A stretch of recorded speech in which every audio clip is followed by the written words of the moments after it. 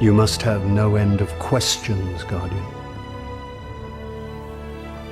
In its dying breath, the Traveler created the ghosts to seek out those who can wield its light as a weapon. Guardians to protect us and do what the Traveler itself no longer can. Yo, what's going on YouTube, and welcome back to another episode in my Destiny Basics series. So far, we began this by taking a look at all three classes in Destiny and how their respective subclasses change the way you play.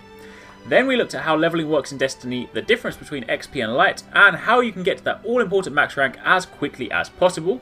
Moving on from there, we then took a look at the vendors that populate the tower, what they are for and why you'll be interacting with them. We then looked at the various currencies in Destiny, understanding their uses and how you can go about obtaining them should you need them. And most recently, I covered Destiny's endgame content, raiding and weekly activities. So by now, if you've seen all of those and if you're new to the world of Destiny, you should now have a pretty good grasp on a large part of the game. But in today's video, I want to talk about weapon types, damage types, and how that affects the way you deal with your enemies.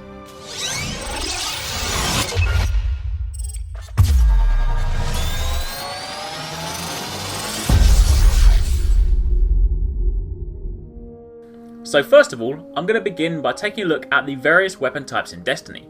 Now I appreciate that by now, if you've been following along with this series, you've no doubt encountered them all throughout your journey. But, more often than not, you tend to find a weapon type you like and stick to it. But variety is always a good thing, and there's actually a lot of value in choosing your weapon type to match your encounter. Weapon types are split into three main categories: primary, special and heavy. Primary weapons include auto rifles, pulse rifles, scout rifles and hand cannons. Secondary weapons include shotguns, sniper rifles and fusion rifles. And lastly, heavy weapons consist of either rocket launchers or machine guns. So, let's take a quick look at all of them individually.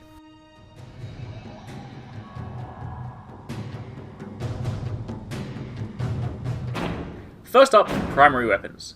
Your auto rifle is effectively your standard assault rifle. For all weapons, the stats will vary. Some will have higher fire rates, some will deal more impact, some have quicker reload speeds, but largely you can categorise them as follows. Auto rifles are designed to be used close to medium range. They typically have very high rates of fire, relatively low impact, and their stability is more often than not on the lower side. Now again, as mentioned, this does vary between different auto rifles. If you have something like this Vanquisher for example, it has a slightly lower fire rate, which in turn means it's slightly more stable. Whereas if you look at the raid auto rifle, the Abyss Defiant, the rate of fire is almost maxed, so the stability is relatively low. However, do note that on both those weapons I am talking about them from the base level. More often than not, there is some sort of perk that you can use to help stabilise weapons like this.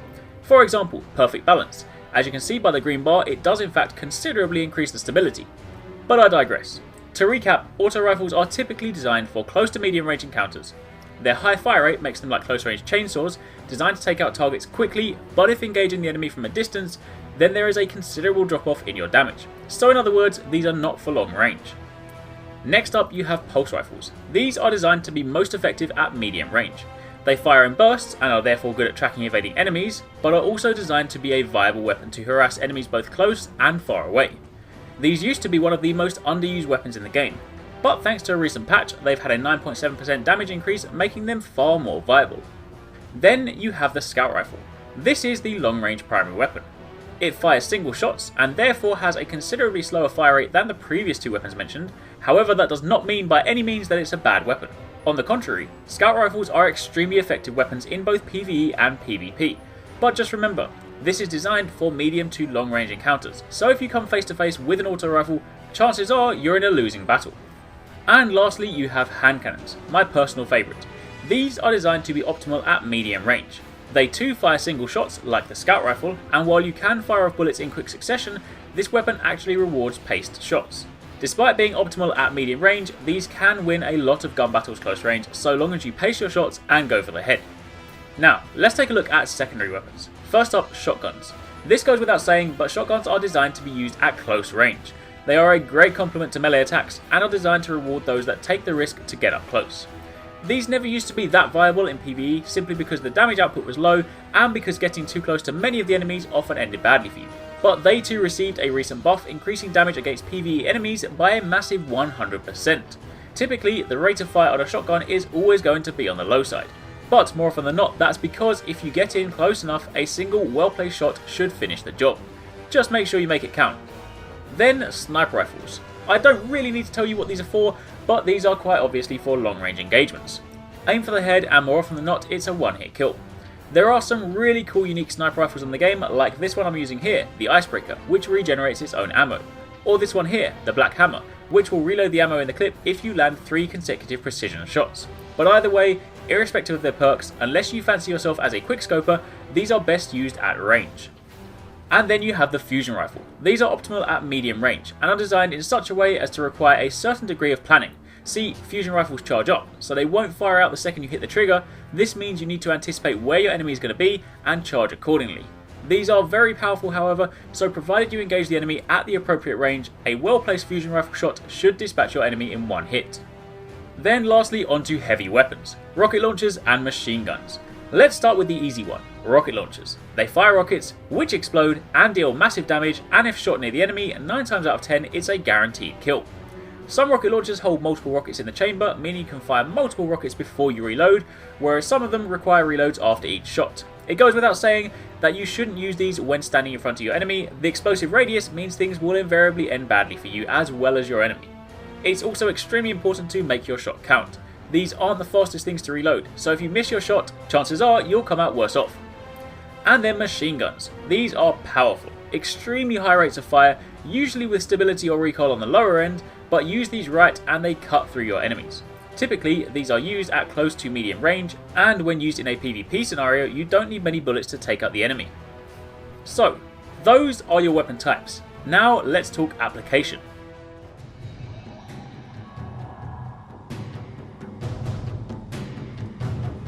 So first of all, before I even begin talking about appropriate scenarios, more often than not, the most important thing to consider is personal preference and what you're most comfortable with. There's no point in me saying use a sniper rifle in X scenario if you don't get on well with them, but it is definitely worth testing them all out. You will find that certain scenarios will suit certain weapon types better. If you are participating in strike missions, for example, range weapons are more often than not your best friend. Simply because when you reach the boss, there's no point using a shotgun, you won't one-shot them, and most bosses have some sort of move that will one-shot you if you get close. So for scenarios like that, put the shotgun away. Similarly, if you're in a scenario where you have hordes of enemies running towards you, while you could use a sniper rifle, it's not really the ideal weapon for the job. In a situation like that, you're better off switching to something like a fusion rifle or an auto rifle so you can mow through the enemies or dish out damage in a wide burst cone. When it comes to dealing with bosses, heavy weapons and precision shots are arguably your go-to strategy. Heavy weapons, as mentioned, deal considerable damage, but they also have limited ammo supply, and unless you are carrying heavy ammo synthesis, then you won't have a constant supply of ammo. That is where precision shots come in. See, every boss has a weak spot. Landing a shot on a weak spot will result in a yellow damage number. Numbers always appear to indicate the damage you're dealing, yellow numbers indicate a critical shot. If you don't have ammo for your heavy weapon, or it's not a suitable time to use it, landing precision shots is the best way to take down a boss's health quickly. So more often than not, this is where sniper rifles and scout rifles come in. Seeing as you want to avoid getting close to bosses, then these weapon types often provide you with the safest possible engagement range, and the easiest way to land those all-important shots. That being said, battling bosses and NPC aliens is only half the battle. Whilst it is quite easy for me to suggest weapon types based on PvE engagements simply because I know the way the enemies behave, switching over to a PvP environment is a completely different ballgame.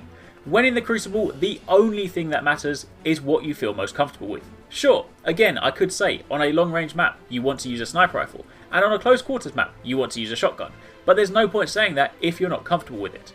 I for one hate using shotguns, so while it may be the sensible thing to do on a close range map, it's not what I do. So when it comes to the Crucible, it's down to gun skill and your ability to take down the enemy as quickly as possible. Doesn't matter what you use, if you can get the job done, then that's all that matters. So, with that said and done, there's only one thing left to talk about: damage types.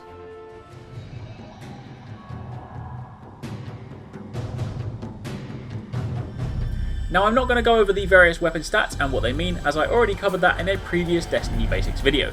Instead, I'll simply point you in the direction of that right now, so if you want to find out more, you can click the link on screen and head over and check that out. But instead, I want to talk to you about damage types, or elemental types if you prefer. There are 4 main damage types you have for your weapons: Kinetic, Arc, Solar and Void. Kinetic damage you can see as physical damage. It's what a large chunk of the weapons in the game deal, and it doesn't provide you with any particular advantages or disadvantages. The three elements on the other hand are different: Arc, Solar and Void. You've probably encountered these before, shielded enemies, but did you know that their shields correspond to certain damage types? Shoot an arc shield, that's the blue one, with an arc damage weapon and you do double damage, which means it's by far the fastest way to take down a shield. The same goes for Solar, double damage to Solar or orange shields, and the same goes for Void, double damage to Void or purple shields.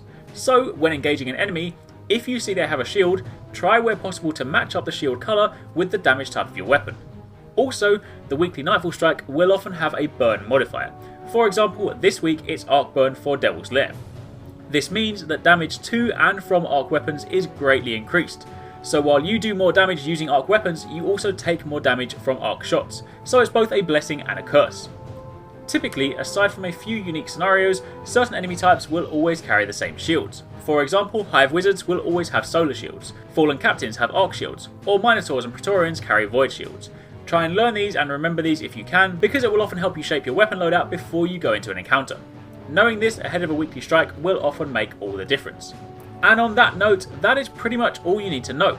Again, if you do want to know more about what each of the individual weapon statistics mean, like impact, attack, etc., then head over to the video you see on screen right now. I have a detailed explanation in there and it's well worth checking out. The large attack stat is quite possibly one of the most misunderstood stats in Destiny, so it's worth getting your head around.